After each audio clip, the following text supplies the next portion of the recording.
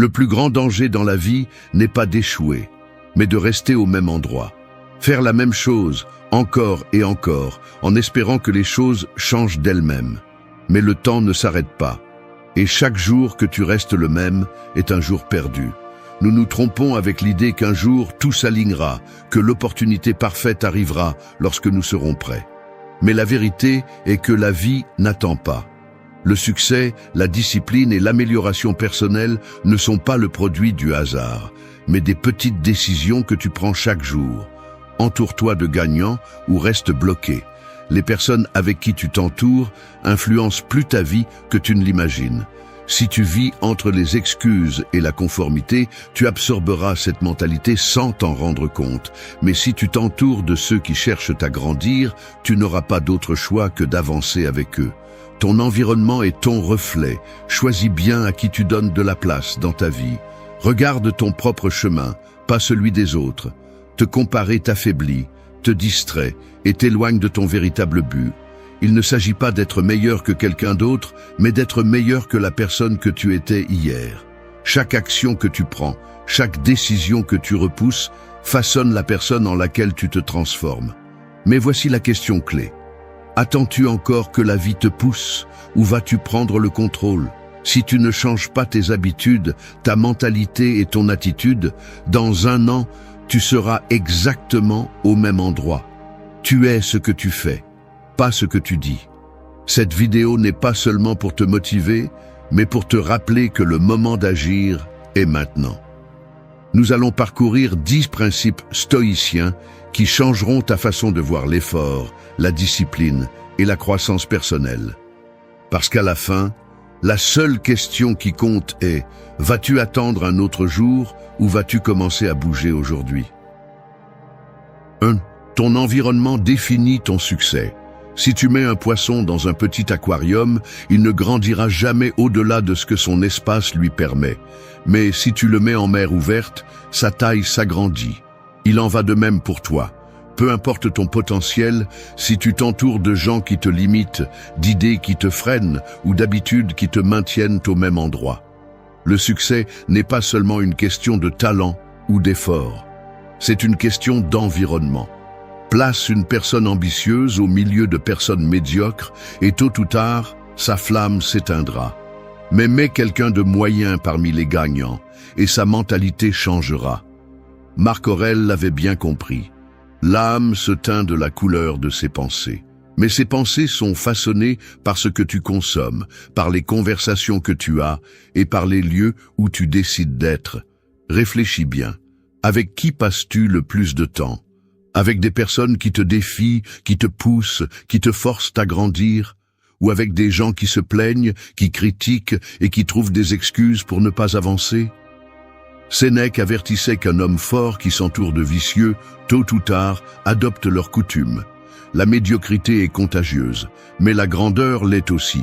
Si ton cercle ne parle pas de progrès, de discipline, de croissance, tu es dans le mauvais cercle. S'il ne t'inspire pas à t'améliorer, il te tire en arrière. Et avant que tu ne dises « je n'ai pas le choix », arrête-toi. Tu l'as toujours. Changer d'environnement ne signifie pas abandonner tout le monde, mais être stratégique, réduire le bruit, prioriser ce qui compte vraiment.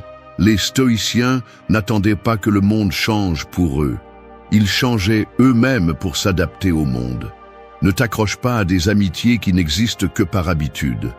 Ne t'expose pas à des informations qui ne font que te remplir de peur. Et surtout, ne permets pas que la médiocrité devienne la norme dans ta vie. Fais un essai. Pendant 1 semaine, réduis le temps passé avec des personnes négatives. Évite les conversations vides. Concentre-toi sur l'apprentissage, sur le mouvement, sur l'action. Et note la différence. Tu seras surpris de voir à quel point ton énergie change lorsque tu arrêtes de nourrir ce qui ne te permet pas de grandir. Le poisson qui n'a jamais quitté son aquarium ne sait pas qu'il existe un océan entier qui l'attend. Tu ne le sauras pas non plus si tu te contentes de ce que tu as maintenant. Mais le jour où tu oseras sortir de cet environnement qui te limite, tu découvriras jusqu'où tu peux vraiment aller. 2. N'attends pas, agis maintenant. Imagine que tu es debout devant une porte fermée. Tu sais que de l'autre côté se trouve la vie que tu veux, les changements que tu désires, la version de toi que tu as toujours rêvé d'être. Mais au lieu de l'ouvrir, tu restes là, à attendre le moment parfait, la motivation idéale, le signal correct. Combien de temps vas-tu encore attendre? La plupart des gens sont coincés dans cet état. Ils se convainquent qu'ils ont besoin de plus de préparation, de plus de sécurité, de plus de certitude, avant de faire le premier pas. Mais le stoïcisme est clair. La seule certitude que tu as est le moment présent. Marc Aurèle l'a dit sans détour. Ne perds plus de temps à discuter de ce que signifie être une bonne personne. Sois-en une. N'attends pas, fais-le. Le problème est que l'on nous a appris à penser que l'action doit venir après la motivation. Mais la vérité est autre. La motivation est la conséquence de l'action, pas la cause. C'est comme le feu. Il ne surgit pas de nulle part. Il a besoin de friction. Il a besoin de mouvement. Ne te sens pas inspiré pour commencer. Commence, et l'inspiration viendra après. Pense à toutes les fois où tu as remis quelque chose à plus tard par peur, par doute, par insécurité. Combien de temps as-tu perdu? Combien d'opportunités as-tu laissé passer? Combien de fois t'es-tu promis que demain, oui, et te voilà avec les mêmes plans, les mêmes objectifs, les mêmes rêves non réalisés? Sénèque disait que, pendant que nous remettons à plus tard, la vie continue. La différence entre quelqu'un qui réalise des choses et quelqu'un qui ne fait que rêver, c'est l'action. Ce n'est pas le talent, ce n'est pas la chance, ce n'est pas l'intelligence. C'est simplement faire ce que les autres n'osent pas faire. Arrête d'attendre le moment parfait. Il n'existe pas. La seule garantie que tu as est cet instant. La question est, qu'est-ce que tu vas faire avec? Si tu veux améliorer ton corps, commence aujourd'hui. Si tu veux apprendre quelque chose de nouveau, consacre 10 minutes maintenant. Si tu veux changer ta vie, prends une décision maintenant. De petites actions créent de grands changements. Mais si tu continues à attendre, rien ne changera. Le stoïcisme n'est pas une philosophie de contemplation, c'est une philosophie d'action. Il ne s'agit pas de trop penser, mais de faire ce qui est juste. Pas d'attendre des opportunités, mais de les créer. Pas de te demander ce qui se passerait si tu prenais des risques, mais de prendre des risques et de le découvrir par toi-même. Alors arrête d'attendre, arrête d'imaginer, ouvre la porte, fais le premier pas. Parce que si tu continues à attendre que tout soit parfait, tu resteras au même endroit toute ta vie. 3. Entoure-toi de gagnants ou reste bloqué. Si tu t'entoures de perdants, tu deviendras l'un d'eux. C'est inévitable. Ton environnement définit ton futur plus que tu ne le penses. Tu peux avoir du talent, de l'ambition et de la discipline. Mais si tu es entouré de gens médiocres, tôt ou tard, ils t'entraîneront avec eux. La médiocrité est contagieuse. La mentalité faible se propage. Le problème est que beaucoup préfèrent rester dans des cercles confortables. Des amis de toute une vie, des membres de la famille toxique, des gens sans vision. Pourquoi ? Parce qu'il est plus facile de s'intégrer que de se démarquer. Il est plus facile de suivre les mêmes conversations vides que d'oser chercher quelque chose de mieux. Mais demande-toi, combien d'opportunités as-tu laissé passer simplement parce que tu es entouré de personnes sans ambition? Combien de fois as-tu senti que tu pourrais faire plus, mais ton environnement te retient? Les stoïciens étaient sélectifs avec leur temps et leur compagnie. Ils comprenaient que tu ne peux pas nourrir ton esprit avec des déchets et attendre des résultats extraordinaires. Si tu passes du temps avec des personnes qui ne font que se plaindre, qui critiquent seulement, qui ne voient que des problèmes et jamais de solutions, ton esprit commencera à penser de la même manière. Peu importe à quel point tu penses être fort, la négativité est un poison qui s'infiltre lentement. Alors dis-moi, t'entoures-tu de gagnants ou de gens qui passent leur vie à justifier leur échec? Parce que si dans ton cercle personne ne parle de croissance, de discipline, d'objectifs, alors ce n'est pas un cercle, c'est un piège. Il ne s'agit pas d'abandonner tout le monde du jour au lendemain, mais d'être brutalement honnête avec toi-même. Observe les 5 personnes avec qui tu passes le plus de temps. T'encouragent-elles à t'améliorer ou te maintiennent-elles bloqué? T'inspirent-elles à être meilleure ou te remplissent-elles d'excuses? Si elles ne te mettent pas au défi, si elles ne te font pas grandir, si elles ne t'exigent pas plus, alors tu perds ton temps. Le stoïcisme nous enseigne que le pouvoir réside dans ce que nous pouvons contrôler. Tu ne peux pas changer les autres, mais tu peux décider avec qui tu partages ton énergie. Et voici la question la plus importante. Restes-tu dans le même cercle par confort ou par peur d'être seul? Parce que si c'est par peur, tu dois comprendre quelque chose. Être seul un moment est beaucoup mieux que d'être entouré des mauvaises personnes. Si tu ne trouves pas un cercle de gagnants, commence à le construire. Consomme du contenu qui te met au défi. Entoure-toi d'idées puissantes. Trouve des personnes qui pensent en grand. Connecte-toi avec des gens qui veulent plus de la vie. N'attends pas que ton environnement change magiquement. Fais-le toi-même. Parce que si tu continues à t'entourer de médiocres, aussi intelligents, forts ou disciplinés que tu sois, tu finiras comme eux. Alors choisis. Restes-tu bloqué ou commences-tu à te diriger vers la grandeur? 4. Ne le fais pas parfaitement, fais-le constamment. Si tu attends le moment parfait pour commencer, tu as déjà perdu. Si tu continues à planifier en espérant que tout s'emboîte, tu continues à perdre.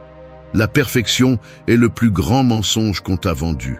Tu n'as pas besoin de faire les choses parfaitement, tu as besoin de les faire, encore et encore, jusqu'à ce que la répétition devienne ta nouvelle réalité. Les gens échouent non pas parce qu'ils manquent de talent, mais parce qu'ils ont trop d'excuses. Ils se disent « quand j'aurai plus de temps, quand je serai prêt, quand j'aurai la connaissance parfaite ». Mais la vie n'attend pas. Ce que tu ne fais pas aujourd'hui sera un fardeau demain. Ce que tu repousses devient un obstacle plus grand avec le temps. Les stoïciens ne parlaient pas de perfection, ils parlaient de discipline. L'excellence n'est pas un acte isolé, c'est une habitude. Il ne s'agit pas de faire quelque chose d'impeccable une fois, mais de le faire mal de nombreuses fois jusqu'à le faire bien. Mais voici le problème. La plupart des gens ne supportent pas l'inconfort d'être débutants. Ils préfèrent ne pas essayer plutôt que de paraître maladroits. Ils préfèrent l'illusion de la perfection à la réalité du progrès. Laisse-moi te dire quelque chose.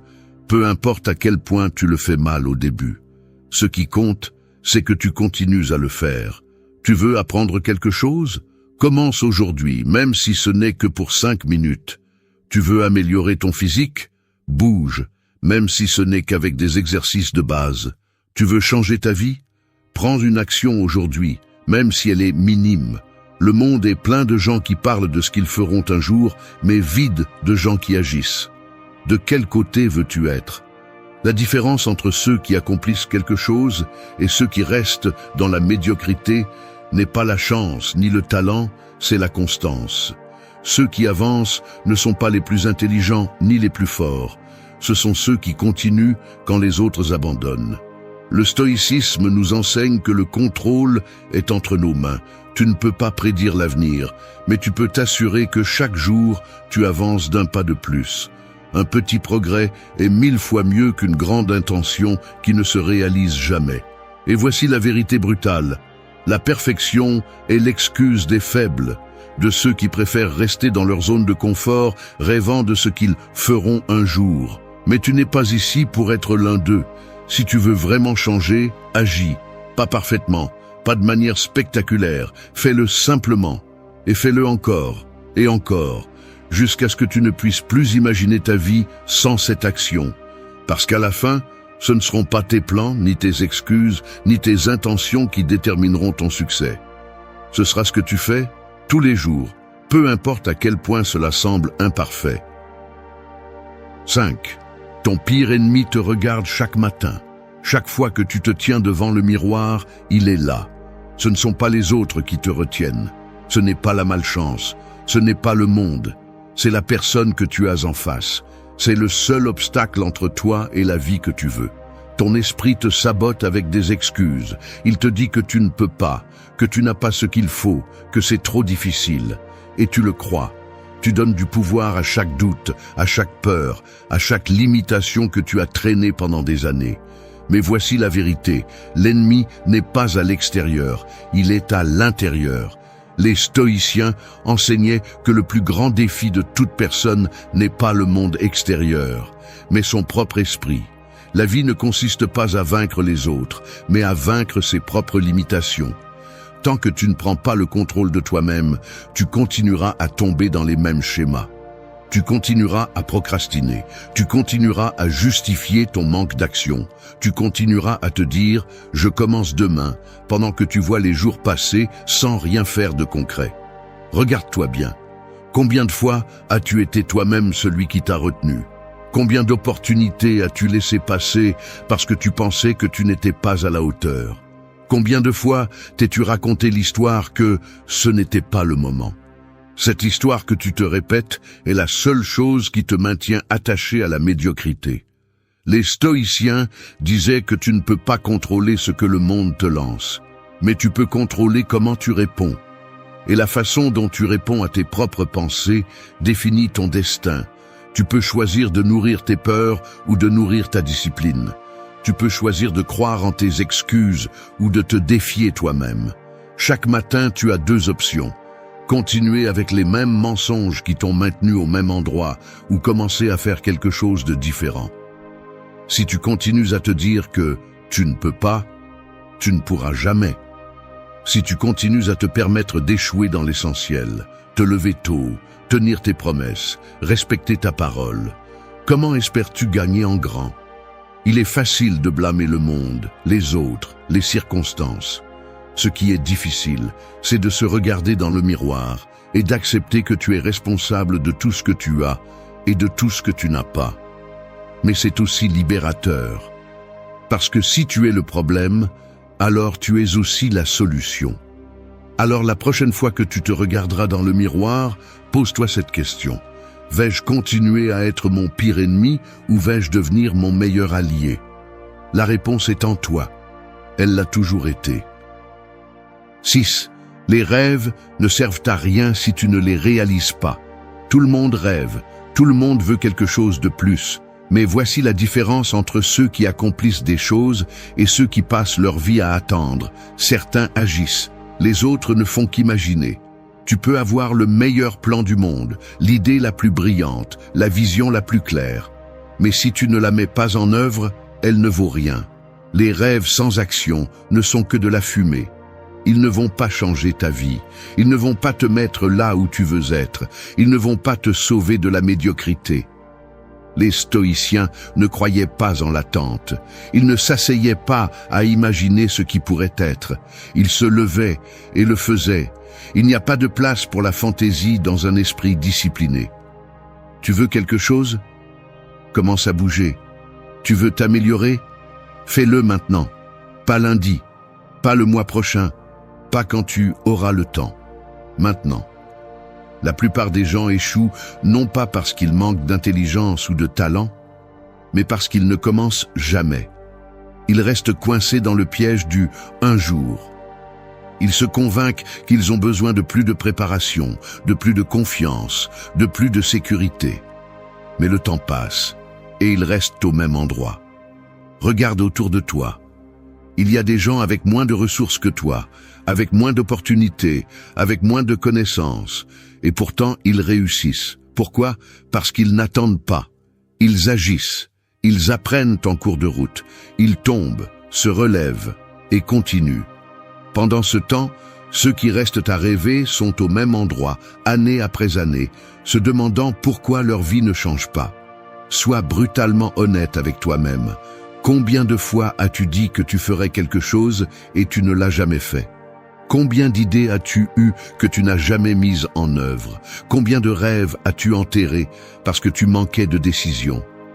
Le stoïcisme nous enseigne que l'action est la seule chose qui nous appartient.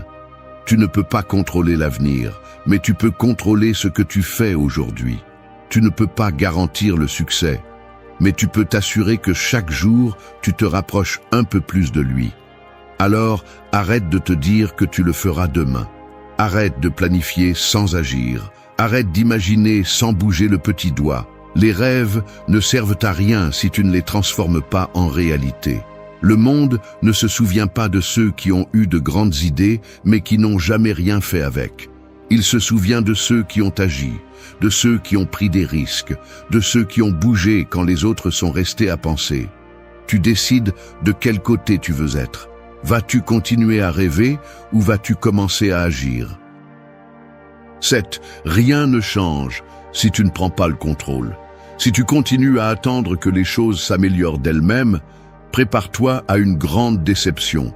Rien ne change jusqu'à ce que tu changes. Rien ne s'améliore jusqu'à ce que tu prennes le contrôle. Ce n'est pas la chance, ce n'est pas le destin, ce n'est pas l'univers, c'est toi.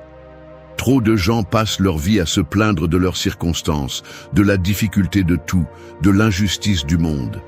Mais voici la vérité que peu de gens veulent entendre. La vie ne te doit rien. Personne ne viendra te sauver. Le moment parfait n'arrivera pas. Aucun signe magique ne te dira quoi faire. Si tu continues à attendre, tu ne feras que perdre du temps. Les stoïciens ne croyaient ni en le hasard ni en les excuses. Ils croyaient en l'action, en la maîtrise de soi, en prenant la responsabilité totale de ce que tu peux contrôler. Et ce que tu peux contrôler, c'est ton attitude, tes décisions et ce que tu fais chaque jour. Regarde autour de toi. Les gens qui ont réussi dans la vie ne l'ont pas fait parce qu'ils ont eu un coup de chance. Ils l'ont fait parce qu'ils ont décidé d'arrêter de se plaindre et de commencer à agir. Ils ont pris en main leurs décisions, leur temps, leur mentalité. Ils n'ont pas attendu que tout soit facile. Ils se sont adaptés. Ils ont appris. Ils se sont renforcés. Mais voici le problème. Prendre le contrôle signifie accepter que tout ce que tu as ou ce que tu n'as pas est de ta responsabilité. Et c'est inconfortable. Il est plus facile de blâmer le monde, les autres, les circonstances. Mais c'est un mensonge qui te maintient coincé. Demande-toi, combien de fois as-tu reporté quelque chose d'important parce que tu attendais que les choses soient différentes? Combien d'opportunités as-tu laissé passer par peur, par doute ou par confort? La réponse n'est pas agréable, mais elle est nécessaire. Rien dans cette vie ne change de lui-même. Tu ne vas pas te réveiller un jour avec une discipline parfaite. Tu ne vas pas soudainement trouver la motivation pour faire ce que tu dois faire. Tu dois prendre le contrôle. Tu dois te forcer à agir, même lorsque tu n'en as pas envie, même lorsque tout semble difficile. Les stoïciens enseignaient que la clé du pouvoir personnel est l'autodiscipline. Il ne s'agit pas de contrôler tout autour de toi, mais de te contrôler toi-même, de cesser de dépendre de l'extérieur, de devenir une personne si forte mentalement que rien ne t'arrête. Le problème est que la plupart des gens veulent que les choses changent sans rien faire de différent. Ils veulent des résultats sans sacrifice, ils veulent du succès sans effort, ils veulent une vie meilleure sans inconfort. Mais ça ne marche pas comme ça. Si tu continues à attendre, si tu continues à agir comme si l'avenir était garanti, ne sois pas surpris si tu te réveilles au même endroit dans 5 ans, parce que ce que tu tolères aujourd'hui devient ta réalité demain. Alors arrête d'attendre. Il n'y a pas d'excuse valable. Il n'y a pas de raison suffisante pour continuer à procrastiner. Si tu veux quelque chose, va le chercher. Prends des décisions réelles. Coupe ce qui ne s'ajoute pas. Affronte ce qui te fait peur. Mets-toi en mouvement. Parce que si tu ne prends pas le contrôle, quelqu'un d'autre le fera. Et je te garantis que tu n'aimeras pas ça. 8. Tu es ce que tu fais, pas ce que tu dis. Les mots ne signifient rien s'ils ne sont pas accompagnés d'action. Peu importe combien de fois tu dis que tu veux quelque chose. Peu importe combien de fois tu parles de tes objectifs, de tes rêves, de ce que tu feras un jour. Si tu n'agis pas, tout cela n'est que du vent. Le monde est plein de gens qui disent qu'ils feront quelque chose, mais ne le font jamais. Ils se gargarisent de discours sur leur potentiel, sur ce qu'ils pourraient accomplir s'ils le voulaient vraiment. Mais voici la vérité brutale. Tu n'es pas ce que tu dis que tu feras, tu es ce que tu fais tous les jours. Les stoïciens ne croyaient pas aux promesses vides, ils croyaient en l'action. Un véritable stoïcien ne parle pas de ce qu'il fera, il le fait simplement, parce qu'il sait que la seule façon de prouver son caractère est à travers ses actes. Si tu passes plus de temps à parler de tes plans qu'à les exécuter, quelque chose ne va pas. Si chaque année tu te promets à toi-même que cette fois-ci tu vas changer, mais qu'à la fin tout reste pareil, le problème n'est pas le manque d'opportunités, c'est ton manque d'engagement. Combien de fois as-tu dit que tu commencerais le lundi? Combien de fois as-tu assuré que tu changerais, que tu ferais plus d'exercices, que tu lirais plus, que tu travaillerais plus dur, que tu t'améliorerais? Et combien de fois t'es-tu déçu toi-même? Voici la différence entre ceux qui accomplissent quelque chose et ceux qui restent à rêver. Les premiers ne perdent pas de temps à expliquer leurs plans. Ils les exécutent simplement. Les seconds vivent dans l'illusion de l'intention, croyant que parler de quelque chose est suffisant pour le rendre réel. Mais ce n'est pas le cas. Personne ne devient fort simplement en disant qu'il veut s'entraîner. Personne ne réussit simplement en rêvant de le faire. Personne ne change sa vie simplement en écrivant des listes d'objectifs. La différence réside dans l'action constante. Les stoïciens enseignaient que l'autodiscipline est la base d'une vie bien vécue.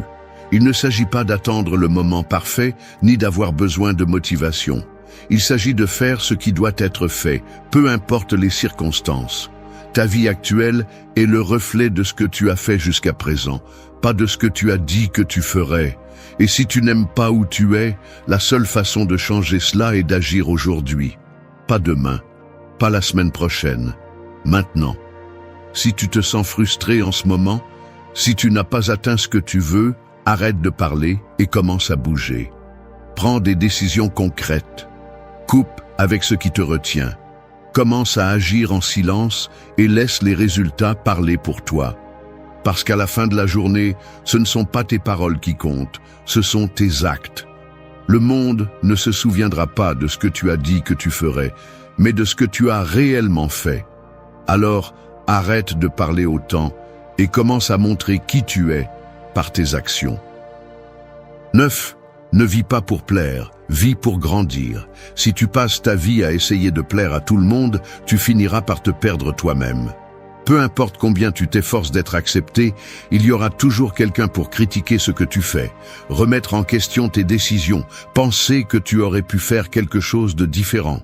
Et si tu te laisses emporter par cela, tu ne feras jamais rien de vraiment important. La réalité est dure, mais voici, les gens ne sont jamais complètement satisfaits. Si tu es trop ambitieux, ils diront que tu es arrogant. Si tu es calme, ils penseront que tu es faible. Si tu cherches à t'améliorer, ils t'appelleront obsessionnel. Si tu décides de ne pas changer, ils te diront conformiste. Tu vois le problème? Peu importe ce que tu fais, il y aura toujours quelqu'un pour dire quelque chose. Alors, pourquoi continues-tu à essayer de leur plaire? Pourquoi continues-tu à ajuster tes rêves et ton comportement en fonction des opinions des autres? Pourquoi continues-tu à repousser ta croissance juste pour éviter que quelqu'un se sente mal à l'aise? Regarde ceux qui ont accompli de grandes choses. Aucun d'eux n'a vécu pour s'intégrer. Aucun n'a demandé la permission d'être qui il était vraiment. Ils ne se sont pas arrêtés pour attendre l'approbation des autres. Parce qu'ils ont compris une vérité simple, la seule validation qui compte est celle qui vient de l'intérieur. Le problème est que la plupart préfèrent le confort d'être acceptés à l'inconfort de grandir. Parce que grandir signifie dire non à ce qui ne t'apporte rien. Cela signifie s'éloigner de ce qui te retient. Cela signifie prendre des décisions qui peuvent déranger les autres. Et cela fait peur. Mais voici la question clé. Si tu arrêtais de te soucier de ce que pensent les autres, qu'est-ce que tu ferais différemment? Quelle décision prendrais-tu? Où serais-tu maintenant si tu n'avais jamais laissé la peur du jugement te retenir? La différence entre ceux qui avancent et ceux qui restent en arrière est simple. Les premiers apprennent à ignorer le bruit extérieur. Ils n'ont pas besoin que le monde les applaudisse pour continuer à avancer. Ils ne cherchent pas l'approbation, ils cherchent le progrès. Ils ne se contentent pas d'être acceptés, ils veulent être meilleurs. Si tu continues à attendre que les gens comprennent tes décisions avant de les prendre, tu ne feras jamais rien d'important. Si tu continues à chercher l'accord de tous sur ton chemin, tu resteras coincé au même endroit où tu es maintenant. Il est temps de changer cela. Il est temps de mettre ta croissance au-dessus de la validation des autres. Il est temps d'arrêter de justifier chaque décision juste pour que les autres se sentent à l'aise. Tu n'as pas à expliquer ton évolution à personne. Tu n'as pas à demander la permission de t'améliorer. Tu n'as pas besoin de l'approbation de personnes qui ne vivent pas ta vie, ni ne font face à tes luttes. Alors, lâche cette charge, arrête de plaire et commence à grandir, parce qu'à la fin de la journée, la seule personne qui vivra avec les conséquences de tes décisions, c'est toi.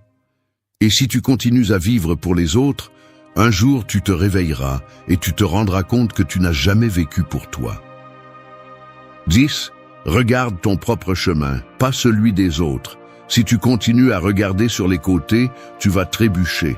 Si tu continues à te comparer aux autres, tu ne seras jamais satisfait. Si tu continues à mesurer ton succès à la vie des autres, tu vivras frustré.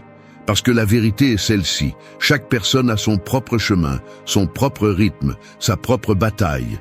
Et si tu te concentres sur ce que font les autres, tu perds le contrôle de ce qui importe vraiment. Ta propre progression. La comparaison est un piège. Peu importe jusqu'où tu arrives, il y aura toujours quelqu'un avec plus. Plus d'argent, plus de succès, plus de reconnaissance, plus de chance. Et si tu vis en mesurant ton progrès selon celui des autres, tu ne te sentiras jamais suffisant. Regarde les réseaux sociaux. Les gens ne montrent que leurs meilleurs moments, leurs victoires, leurs réussites. Mais personne ne te dit combien d'efforts il y a derrière. Personne ne te montre les nuits sans sommeil, les échecs, les moments de doute.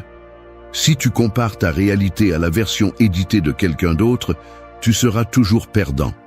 Le problème est que lorsque tu regardes trop à l'extérieur, tu arrêtes de regarder à l'intérieur. Tu deviens obsédé par ce que les autres ont et tu oublies ce que tu veux vraiment.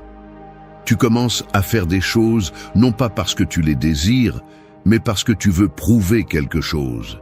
Tu commences à prendre des décisions basées sur l'impression que tu veux donner aux autres, pas sur ce qui te rend heureux.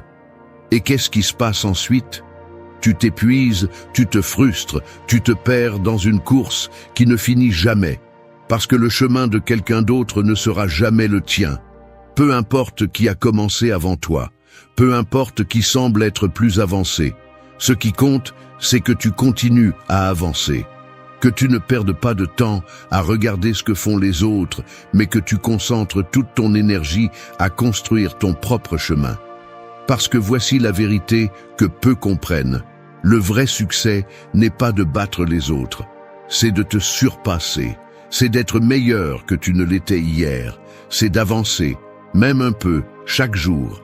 Regarde ta vie, regarde ce que tu as accompli. Peu importe si c'est peu ou beaucoup comparé aux autres. Ce qui compte, c'est si tu t'es amélioré par rapport à toi-même. Arrête de regarder à l'extérieur. Arrête de comparer ton chapitre 1 avec le chapitre 20 de quelqu'un d'autre. Arrête de penser que tu as besoin de suivre les pas des autres pour aller loin. Crée ton propre chemin, à ton rythme, à ta manière. Parce qu'à la fin, la seule compétition qui compte est celle que tu as avec toi-même. Les relations, dans leur essence, sont une danse entre deux personnes qui se choisissent mutuellement. Mais que se passe-t-il lorsque cette danse devient un fardeau, lorsque l'équilibre est rompu, lorsque l'un des deux commence à faillir? La réalité est que souvent, nous nous accrochons à ce qui ne nous sert plus, à ce qui ne nous apporte plus rien de positif, simplement par peur du changement, par le faux espoir que tout s'améliorera. Mais croyons-nous vraiment que les choses vont s'améliorer? La vérité est qu'elles ne le feront pas, du moins pas sans une action consciente et courageuse.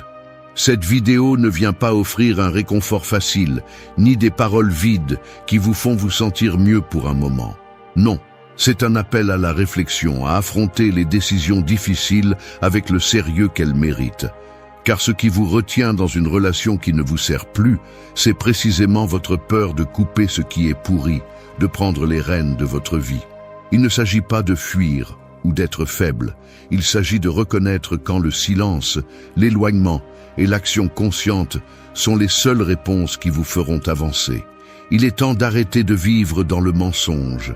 Il est temps de prendre le contrôle de votre vie.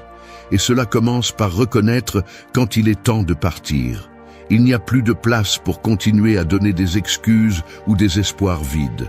Ensuite, je vous présente une liste de raisons, des situations qui nous montrent clairement quand il est temps de s'éloigner.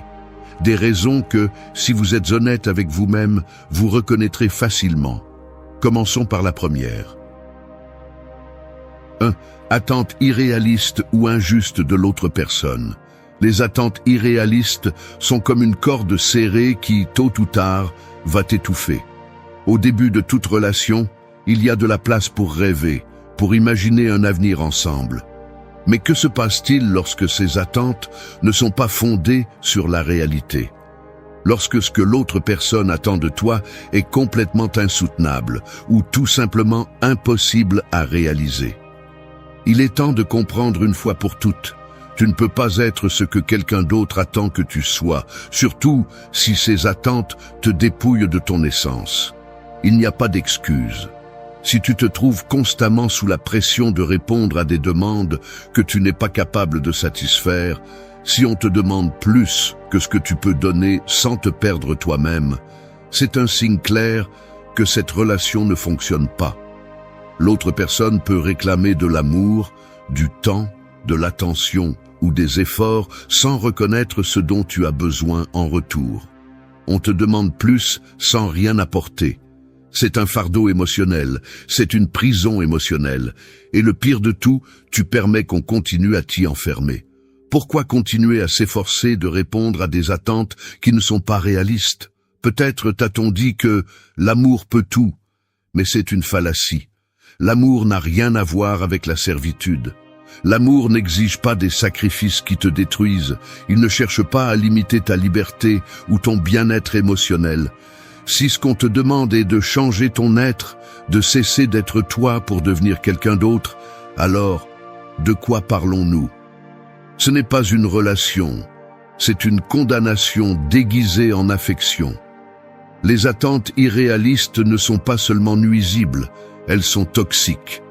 Elles te transforment en une ombre de ce que tu étais.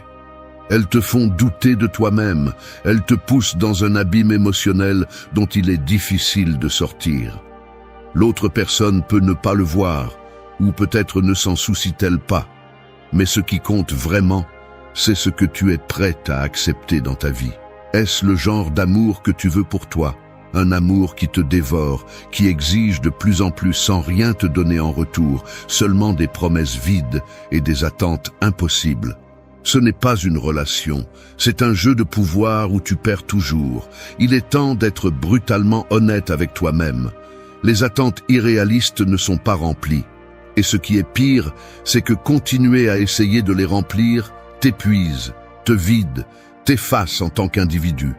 Si tu ne peux pas être toi-même sans que l'autre personne te critique, te demande plus ou t'exige d'être quelqu'un d'autre, alors, que fais-tu là? Pourquoi permets-tu à quelqu'un de te faire sentir que tu n'es jamais assez? Le silence, dans ce cas, est un cri de libération. C'est l'acte de mettre fin définitivement à la folie d'essayer de répondre à des demandes insoutenables. C'est le moment de dire « c'est fini ». Je n'ai rien à prouver à personne. Ma valeur ne réside pas dans la satisfaction des attentes des autres. Et cette décision est un acte de courage. Il ne s'agit pas de fuir. Il s'agit de se libérer des chaînes de l'irréel. Et c'est là, à ce moment où tu reprends les rênes de ta vie, que tu commences à récupérer le contrôle qu'on t'a volé. Alors, la prochaine fois que tu sens que quelqu'un te met sous pression avec des attentes que tu ne peux pas remplir, pose-toi cette question. Est-ce que ça vaut la peine de continuer à me perdre moi-même pour quelqu'un qui ne comprend pas que je suis déjà assez tel que je suis? La réponse est claire, ça ne l'est pas, et il est temps d'agir en conséquence. 2. Un cycle interminable de problèmes non résolus. Sais-tu ce qui est le pire pour ta tranquillité d'esprit? Rester coincé dans un cycle interminable de problèmes non résolus. Encore et encore, vous discutez, vous vous disputez, mais vous n'arrivez jamais à une véritable solution. Le même schéma se répète et le temps continue de passer, mais les choses ne s'améliorent pas. Cela te semble familier. Ce type de relation n'est rien de plus qu'une routine destructrice, un piège émotionnel dans lequel tu as été enfermé et que tu as choisi de maintenir. Mais ça suffit. Il est temps d'ouvrir les yeux. Il est facile de penser que les choses vont s'améliorer. que la prochaine fois sera différente, que la dispute d'aujourd'hui apportera enfin la solution. Mais ce n'est qu'une illusion. Si chaque fois que des problèmes surgissent, ils s'accumulent, sont cachés ou évités sans parvenir à une véritable résolution, alors c'est un signe clair que vous êtes tous les deux bloqués. La relation n'avance pas, et ce qui semble être une petite fissure devient un abîme qui continue de grandir. Et le pire, c'est qu'il n'y a rien qui change, juste plus de la même chose, encore et encore. Veux-tu vraiment continuer à perdre ton temps? Le cycle des problèmes non résolus est comme un cercle vicieux qui te tire de plus en plus bas. Chaque fois que tu essaies de le résoudre, tu te rends compte que tu ne fais que repousser le problème plus loin, sans vraiment l'affronter. Il ne s'agit pas de discuter davantage ou d'essayer d'imposer tes points de vue. Il s'agit que vous soyez tous les deux prêts à trouver des solutions, à vous engager à résoudre ce qui ne va pas. Si cela n'arrive pas, alors tu es coincé dans une relation qui te consume. Est-ce vraiment ce que tu veux? Les paroles vides et les promesses brisées ne servent à rien. Ils disent qu'ils le résoudront la prochaine fois, qu'ils parleront plus calmement la prochaine fois, mais ces promesses ne sont jamais tenues. Tu continues simplement à tourner autour des mêmes problèmes, en espérant que quelque chose change. Mais cela n'arrive jamais. C'est un mensonge perpétuel. La frustration grandit, le ressentiment s'accumule, et tu continues à te perdre dans le processus. Et toi? Combien de temps vas-tu continuer comme ça? Combien de fois vas-tu permettre qu'on te mente et qu'on te tire vers le bas? C'est ici que tu dois prendre une décision radicale. Le problème ne se résoudra pas par magie, ni ne disparaîtra si tu continues à attendre. Le cycle continuera d'exister jusqu'à ce que tu décides de le couper à la racine. Vas-tu continuer à rester dans un endroit où les problèmes ne sont pas résolus, où il n'y a pas de progrès, où les paroles restent vides? Ou vas-tu arrêter de te mentir à toi-même et faire ce qui est nécessaire pour retrouver ta paix et ton sens de la direction? Le silence, dans ce cas, est une forme de libération. C'est le moment de s'éloigner de cette roue qui tourne sans fin. C'est la façon de faire savoir à tout le monde, y compris à toi-même, que tu n'es pas prêt à continuer à faire partie d'un cycle destructeur. Le silence est une coupure nette. C'est la décision de lâcher ce qui n'a pas de solution. Et même si cela fait mal, c'est le premier pas vers la liberté. Ne te mens plus à toi-même. Si le cycle des problèmes non résolus continue de se répéter encore et encore, il est temps d'être brutalement honnête avec toi-même. Il n'y a pas de solution là-bas, et la chose la plus saine que tu peux faire est de sortir avant d'être consumé. 3. Les mensonges qui te font douter de tout. Les mensonges sont du poison pur. Petits, grands, parfois déguisés en bonnes intentions, mais dans leur essence, tous ont le même effet. Ils érodent ta confiance, te font douter de toi-même, de ce que tu ressens et de ce qui se passe réellement. Un mensonge n'est jamais juste un mensonge. C'est un amas de doutes qui s'accumulent, t'envahissent et finissent par détruire toute base de confiance que tu pourrais avoir. Et le pire, c'est que si tu continues à permettre à ces mensonges d'exister, tu te plongeras dans une mer d'incertitude et de désespoir. Te semble-t-il familier le sentiment d'être constamment trompé? Les mensonges ont cette capacité de devenir une ombre qui te suit, qui te fait tout remettre en question.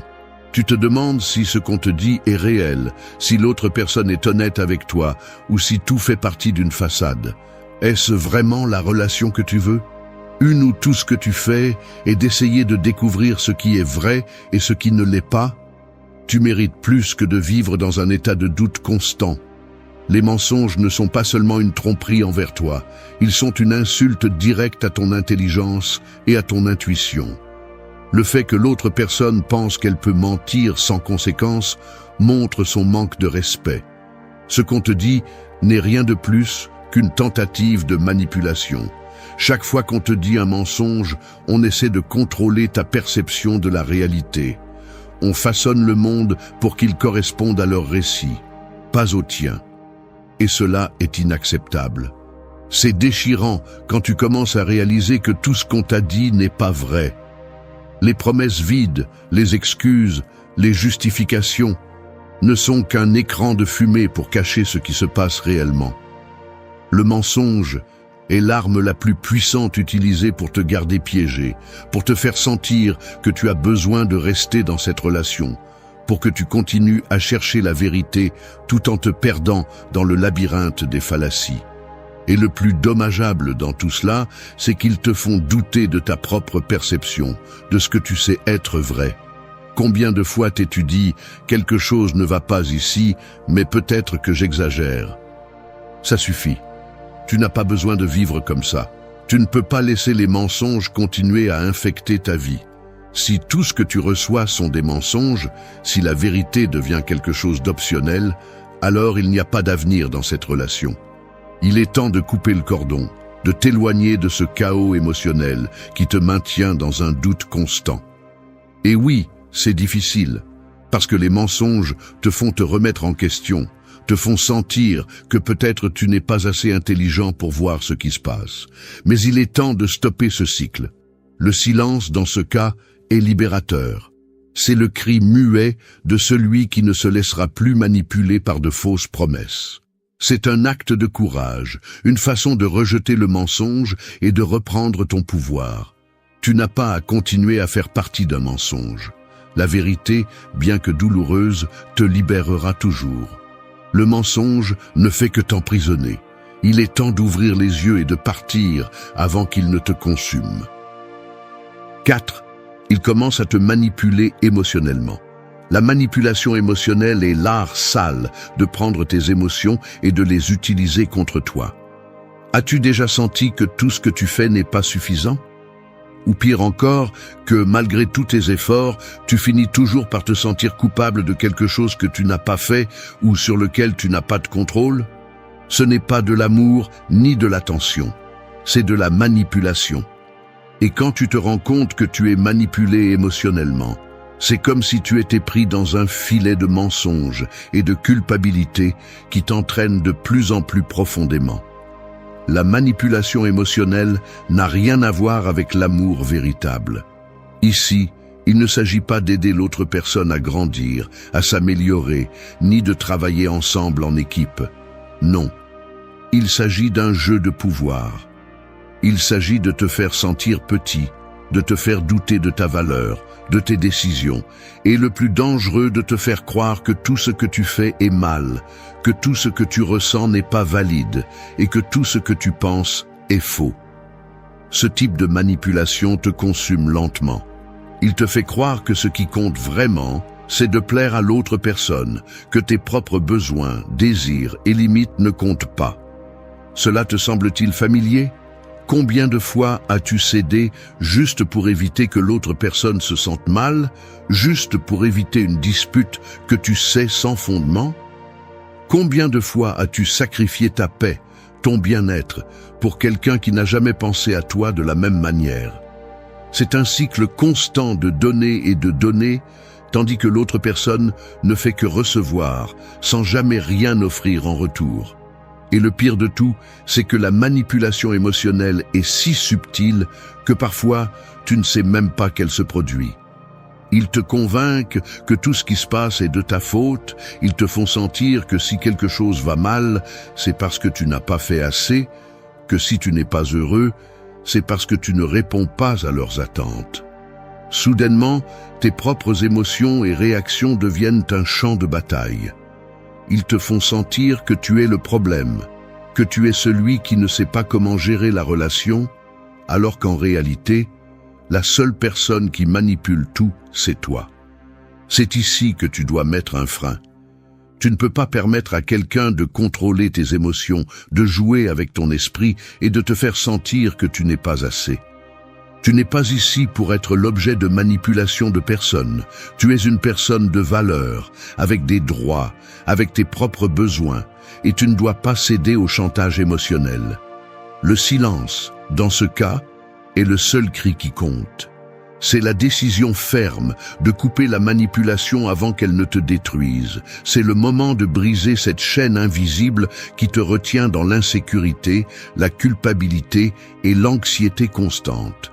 Tu n'as pas besoin de prouver quoi que ce soit à personne. Et ce qui est plus important, tu n'as pas besoin de continuer à permettre qu'on te traite comme si tu étais moins qu'une personne digne de respect et d'amour véritable. Arrête de permettre qu'on te manipule. Reconnais la manipulation pour ce qu'elle est, une forme de contrôle qui n'a pas sa place dans ta vie. Ce n'est pas de l'amour, ce n'est pas de l'attention, c'est de l'abus déguisé en affection. Et il est temps de partir avant de devenir une victime de plus. 5. Le manque d'effort mutuel dans la relation. T'es-tu déjà demandé pourquoi tout semble reposer sur tes épaules? Pourquoi es-tu toujours celui qui fait le premier pas, qui fait l'effort, qui cherche la solution? Le manque d'effort mutuel dans une relation n'est pas seulement un signe d'usure, c'est une indication claire que quelque chose ne fonctionne pas. Dans n'importe quel lien, les deux doivent s'engager à travailler pour le même but, à contribuer de manière équitable. Mais quand une seule personne fait des efforts, tout devient déséquilibré et la relation commence à se faner. Et c'est alors que tu te rends compte que tu investis tout, alors que l'autre personne ne fait que consommer sans rien donner en retour. L'effort mutuel ne concerne pas seulement les paroles ni les promesses vides. C'est un travail constant, quotidien, qui se reflète dans les actions. Si tu es celui qui organise, qui prend soin, qui cherche des solutions, qui se sacrifie, mais que tu ne reçois jamais la même énergie en retour, il est temps de voir la relation pour ce qu'elle est vraiment. Unilatérale, toxique et épuisante. Une relation devrait être un espace de soutien, où les deux s'aident à grandir, où les efforts se complètent, où il y a réciprocité. Si seulement l'un des deux travaille à maintenir la relation, ce n'est pas une relation, c'est un fardeau. Ce type de dynamique épuise émotionnellement. Tu te sens invisible, tu te sens comme si tu cherchais constamment quelque chose que tu ne peux pas trouver, comme si tes efforts étaient vains. C'est comme si tu courais en cercle, dépensant de l'énergie sans rien accomplir. Et le plus destructeur, c'est que plus tu te donnes, plus le manque de réciprocité devient évident, ce qui te conduit à la frustration, au ressentiment et finalement à l'épuisement. C'est triste, mais c'est la réalité. Si l'un des deux n'est pas prêt à faire sa part, la relation n'a pas d'avenir. Les mots « je t'aime »,« je ferai mieux »,« je promets de changer » s'évanouissent lorsqu'ils ne se reflètent pas dans le comportement. Les promesses ne suffisent pas lorsqu'il n'y a pas d'action pour les soutenir. Le manque d'effort mutuel est le cancer d'une relation.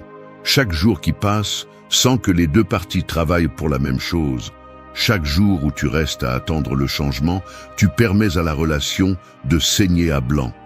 Alors, que fais-tu lorsque tu te rends compte que tu es le seul à te battre pour quelque chose qui n'en vaut pas la peine? C'est simple. Tu arrêtes de te battre, tu arrêtes de donner tout ton être à une cause perdue. Tu t'éloignes avant d'être dévoré, car si tu continues à nourrir une relation où tu es le seul à faire des efforts, tu finiras par te perdre toi-même. Le silence, dans ce cas, est libérateur. C'est l'acte de faire une pause, de prendre conscience que ce que tu as vécu n'est pas juste. Et même si ça fait mal, c'est le premier pas vers ta récupération, vers ta liberté émotionnelle. Ne continue pas à investir dans quelque chose qui ne te donne rien en retour. Reconnais ta valeur et ton droit d'être avec quelqu'un qui fait aussi des efforts, qui te valorise aussi. Parce que s'il n'y a pas d'effort mutuel, il n'y a pas d'amour véritable. Et ce qui compte vraiment, c'est ce qui te permet de grandir et de devenir meilleur, pas ce qui t'épuise et te tire vers le bas. 6. Se sentir constamment déprécié. Il n'y a rien de plus destructeur pour votre estime de soi que de se sentir constamment déprécié. C'est comme un couteau qui coupe lentement, une attaque silencieuse mais constante à votre dignité. Le dédain ne s'exprime pas toujours par des mots directs. Il se cache parfois dans les regards, dans les attitudes, dans les silences qui montrent clairement que vous n'êtes pas important. Peu importe combien vous donnez, combien vous vous efforcez, il semblera toujours que vous n'êtes pas suffisant. Vous serez toujours endetté, comme si ce que vous faites n'avait pas de valeur, comme si qui vous êtes n'était pas assez bon.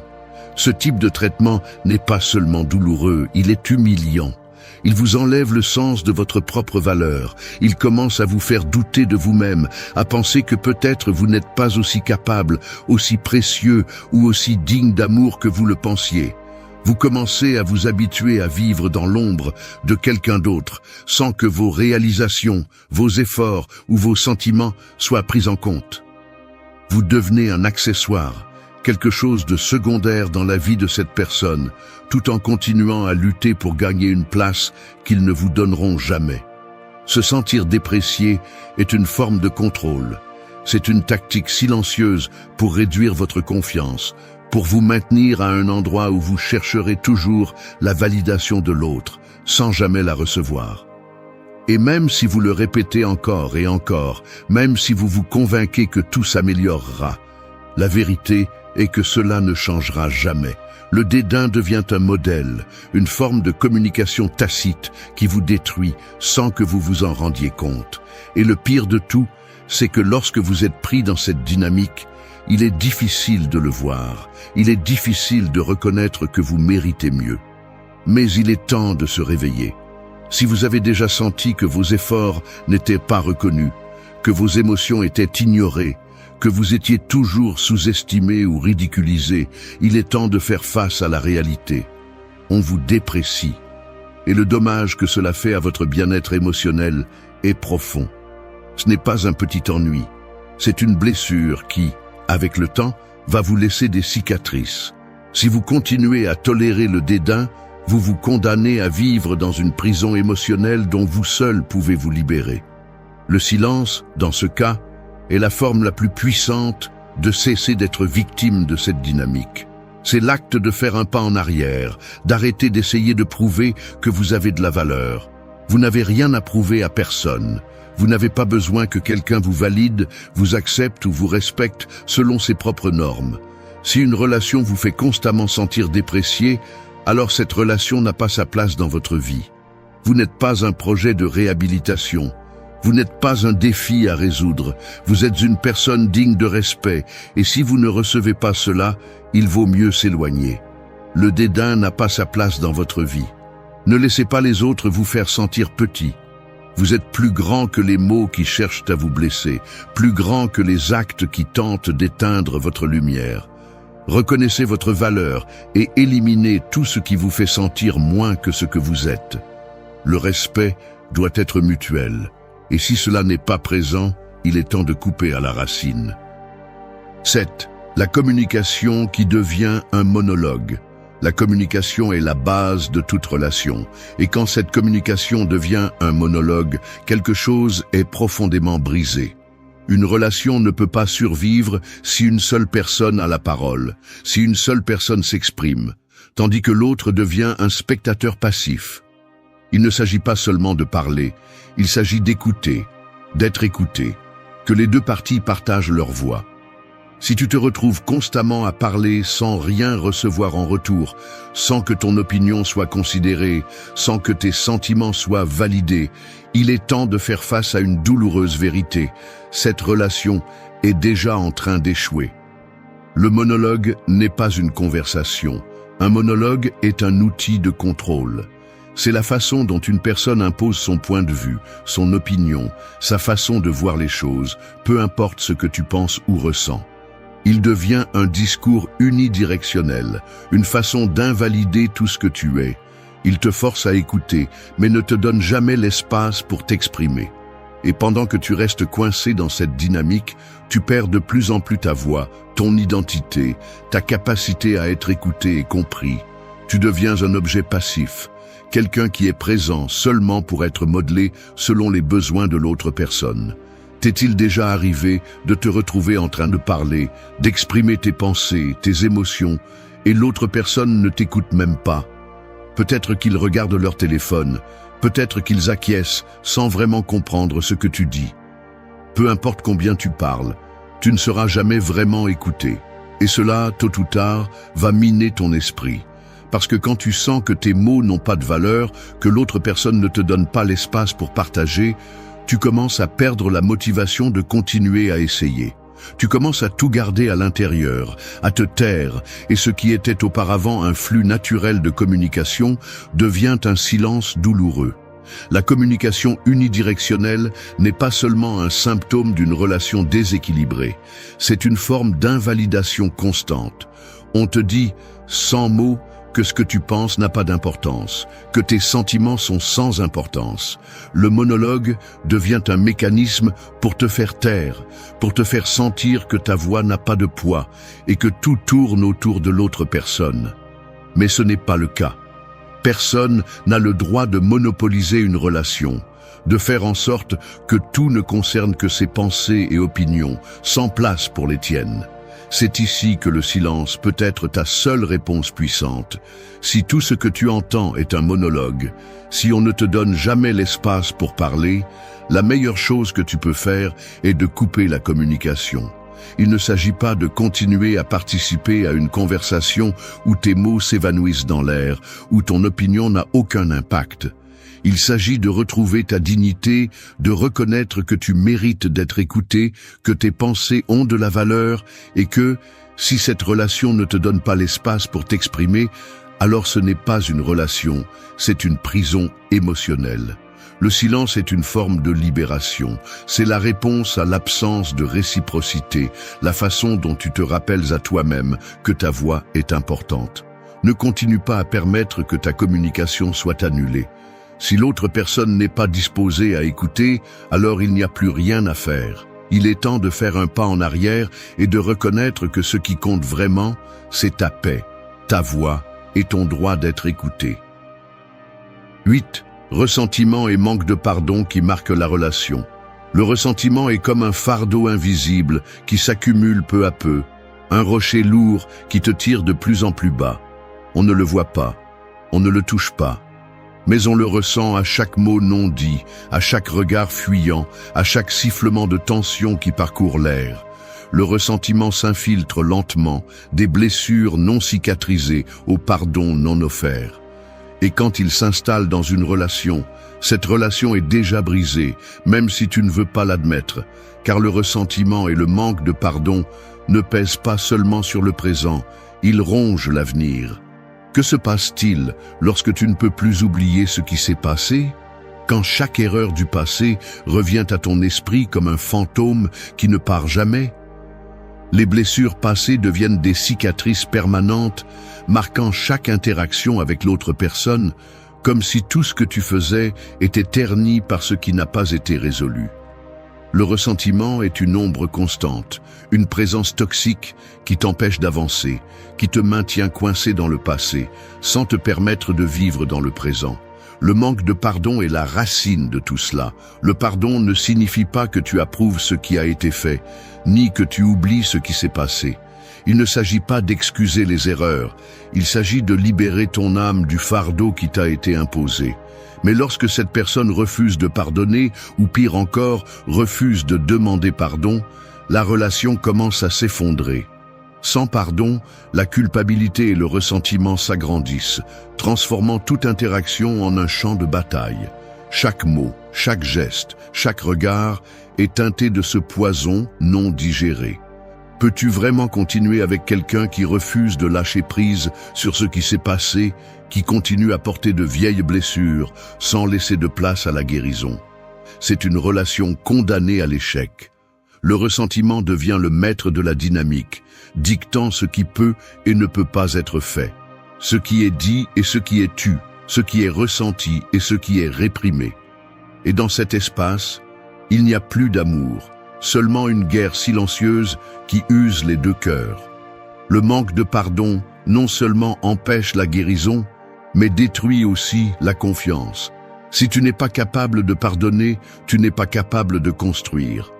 La confiance, une fois brisée, ne peut être réparée sans un acte conscient de pardon, de lâcher prise sur le passé et de faire de la place pour un avenir différent.